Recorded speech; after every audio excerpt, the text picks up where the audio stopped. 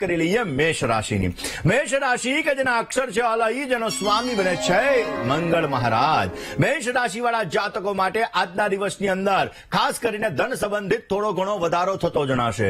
સમસ્યાઓની અંદરથી આજે તમને માર્ગદર્શન મળતું જણાય ને તમારી માતાના સ્વાસ્થ્ય બાબતે સાચવવું આજે તમારે બહુ જરૂરી છે. પરિસ્થિતિમાંથી તમે સુંદર મજાનો માર્ગ મેળવી શકશો, પોઝિટિવ રિઝલ્ટ મેળવી શકો. આજે બની શકે તો કૃષ્ણાય વાસુદેવાય હરયે પરમાત્મને પ્રણતઃ ક્લેશનાશાય ગોવિંદાય નમો નમઃ. ભગવાન વિષ્ણુના આ મંત્રનો તમે જપ કરજો, ભગવાન કૃષ્ણના આ મંત્રનો તમે જપ કરજો, અવશ્ય પોઝિટિવ રિઝલ્ટ મળશે. વાત વૃષભ રાશિની કરીએ. વૃષભના અક્ષર છે બહુ, જેનો સ્વામી બને છે શુક્ર મહારાજ. વૃષભ રાશિવાળા જાતકો માટે આજે તમારા ઉત્સાહની અંદર વધારો થશે. ભાઈઓ અને પરિવારના સભ્યોનો સુંદર મજાનો સહયોગ તમને પ્રાપ્ત થતો જણાય. આજના દિવસની અંદર અમૂલ્ય વસ્તુ મેળવવાની તક તમને મળી શકે ને મહત્વપૂર્ણ નિર્ણય આજે ન લેવા બહુ જ જરૂરી છે. આજના દિવસની અંદર પોઝિટિવ રિઝલ્ટ મેળવવા માટે, સારો એવો લાભ પ્રાપ્ત કરવા માટે બની શકે ત્યાં સુધી ગણપતિ મહારાજની ઉપાસના કરો. અવશ્ય ભગવાન ગણપતિની અનન્ય કૃપા તમારા ઉપર પ્રાપ્ત થશે અને તમને સારો એવો લાભ મળતો જણાય. દર્શક મિત્રો, ખાસ કરી આપણે મિથુન રાશિની. મિથુન રાશિ કે જેના અક્ષર છે કચ્છ અને ગ, જેનો સ્વામી બને છે બુધ મહારાજ. મિથુન રાશિવાળા જાતકો માટે આજે આર્થિક સ્થિતિ તમારી મજબૂત બનતી જણાશે. ધન, પદ અને પ્રતિષ્ઠા એની અંદર વધારો થતો જણાય ને પરિવારની અંદર સંતાનોના પ્રશ્નને તમે હળવા બનાવી શકશો. આ સમય આજના દિવસની અંદર બની શકે તો તમારી માતાના આશીર્વાદ લઈ અને તમે ઘરની બહાર નીકળશો તો અવશ્ય ધનની પ્રાપ્તિ થશે અને પોઝિટિવ રિઝલ્ટ મળતું જણાય. આજના દિવસની અંદર સારો લાભ જોઈએ છીએ તો બની શકે ત્યાં સુધી વડીલોનું માન સન્માન જાળવજો, સારો લાભ મળશે. વાત કર્ક રાશિની કરીએ. કર્કના અક્ષર છે ડ અને હ, જેનો સ્વામી બને છે ચંદ્ર મહારાજ.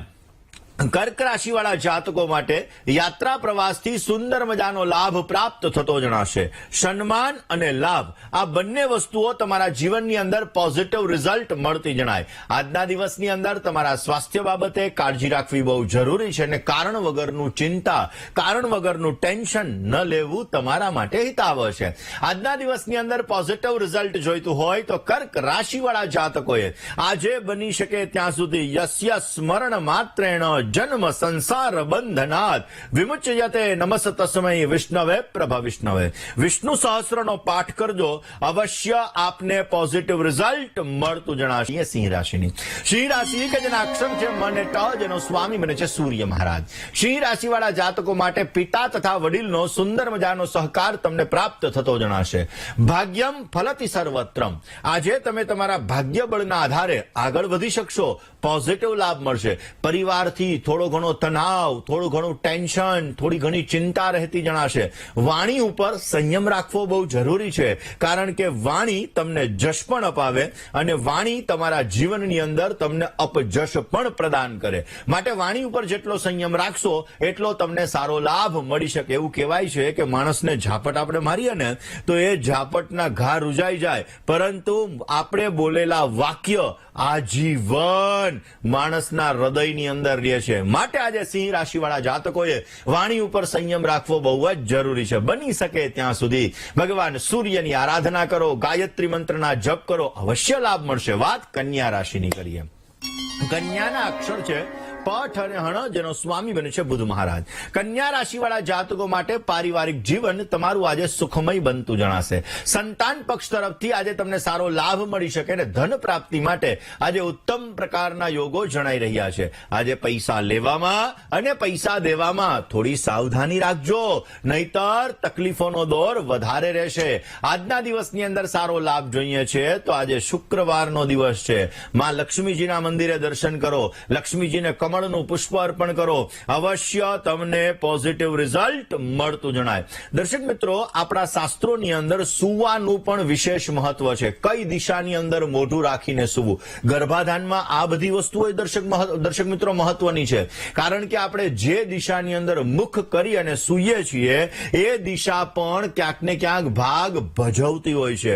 હંમેશાને માટે તમે શયન કરવા માટે બેસો ત્યારે તમારું માથું દક્ષિણ દિશા તરફ હોય તો એ ઉત્તમ દિશા ગણવામાં આવે છે. બીજી દિશા પૂર્વ દિશા ગણવામાં આવે છે. એટલે હંમેશાને માટે ગર્ભાધાન સંસ્કારની અંદર પણ દક્ષિણ અથવા પૂર્વ તરફ તમે મુખ રાખી અને શયન કરો તો અવશ્ય એના દ્વારા તમારા બાળકની બુદ્ધિ ક્ષમતાની અંદર વધારો થાય છે અને અવશ્ય તમને પોઝિટિવ રિઝલ્ટ મળી શકે. તુલાના અક્ષર છે ર અને ત, જેનો સ્વામી બને છે શુક્ર મહારાજ. વ્યવસાયિક બાબતે થોડી ઘણી તકલીફ રહેતી જણાશે અને કારણ વગરની ચિંતાનો આજે તમને અનુભવ થતો જણાય. જૂના સંબંધી મિત્ર સાથે મિલન મુલાકાત થાય, મુલાકાત લાભદાયી રહે અને આજે ધનહાનિની શક્યતાઓ વધી શકે એમ છે. આજના દિવસની અંદર નાણાકીય લાભ મળે માટે કમળ કાકડીની માળા દ્વારા માં લક્ષ્મીના બીજ મંત્રનો જપ કરજો, પોઝિટિવ રિઝલ્ટ મળશે. વાત વૃશ્ચિક રાશિની કરીએ. વૃશ્ચિકના અક્ષર છે ન અને ય, જેનો સ્વામી બને છે મંગળ મહારાજ. હરીફાઈ વાળા કામકાજની અંદર આજે તમારો વિજય થતો જણાશે. સ્વાસ્થ્ય બાબતે આજે સાવચેતી રાખવી બહુ જરૂરી છે. અટવાયેલા કામ અવશ્ય આપના પરિપૂર્ણ થતા જણાય. આજે તમારા વિરોધીઓ પરાસ્ત થતા જણાશે. વૃશ્ચિક રાશિવાળા જાતકોએ આજના દિવસની અંદર લક્ષ્મી અને નારાયણ ભગવાનની સેવા કરવી, પોઝિટિવ લાભ મળતો જણાય. વાત દર્શક મિત્રો ગર્ભાધાન સંસ્કારની કરી રહ્યા છીએ. ગર્ભાધાન સંસ્કારનું આપણા શાસ્ત્રોની અંદર વિશેષ મહત્વ છે. બની શકે ત્યાં સુધી ગર્ભાધાન સમયે કોઈ પણ માતાએ અમંગલ વાણીનો ઉપયોગ ન કરવો જોઈએ અને અમંગલ વાક્યો સાંભળવા પણ ન જોઈએ. બની શકે ત્યાં સુધી ભગવાનનું ભજન, વડીલોની આજ્ઞા, સત્સંગ, આ બધી વસ્તુઓ કરવાથી અવશ્ય બાળકની અંદર ગ્રોથ સારો થાય અને સારો એવો લાભ મળતો જણાય. ગર્ભાધાન સમયે ઉત્તર દિશામાં મોઢું રાખીને ક્યારેય ન સૂવું જોઈએ, નહીતર સમસ્યાઓનું સર્જન થઈ શકે, તકલીફોનો દોર થઈ શકે. વાત ધન રાશિની કરીએ. ધનના અક્ષર છે ભદ, ફ અને ડ, જેનો સ્વામી બને છે ગુરુ મહારાજ. આર્થિક યોજનાઓ આજે તમે સફળ બનાવી શકશો. સન્માન અને ધનનો આજે સુંદર મજાનો લાભ મળતો જણાશે. સંતાન સંબંધિત સુખાકારી તમને સારી એવી પ્રાપ્ત થતી જણાય અને વ્યવસાયની અંદર તમને નવી નવી તકો પ્રાપ્ત થતી જણાશે. ધન રાશિવાળા જાતકોએ આજના દિવસની અંદર ક્લિમ કૃષ્ણાય નમઃ આ મંત્રનો જપ કરો, પોઝિટિવ લાભ રહેશે. વાત મકર રાશિની કરીએ. મકરના અક્ષર છે ખ અને જ, જેનો સ્વામી બને છે શનિ મહારાજ. વ્યવસાયની અંદર, રોજગારીની અંદર તમને સારી સફળતા મળતી જણાશે. આજે મકાનનું સુખ સારું મળશે. નવું વાહન લેવું હોય તો યોગ સારા છે. ખોટા ખર્ચા ઉપર કાબુ રાખજો, નહીતર સમસ્યાઓનું સર્જન થતું જણાય. મકર રાશિવાળા જાતકોએ આજના દિવસની અંદર બની શકે ત્યાં સુધી શ્રી સુક્તમનો પાઠ કરી તમારા દિવસની શરૂઆત કરો, પોઝિટિવ રિઝલ્ટ મળશે. કોલર મિત્ર રાશિની કરીએ. કુંભના અક્ષર છે ગ, શ, શ અને શ, જેનો સ્વામી બને છે શનિ મહારાજ.